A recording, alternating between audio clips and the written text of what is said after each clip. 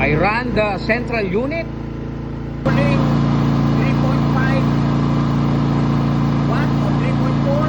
It's a good Genmax 9000 watts inverter. My inlet box. AC running smooth.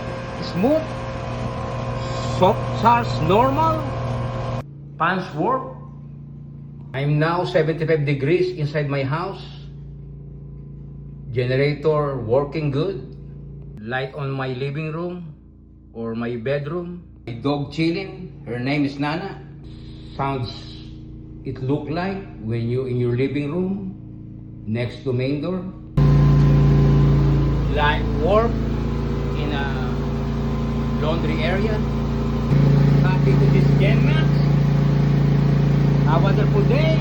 Bye one. Thanks.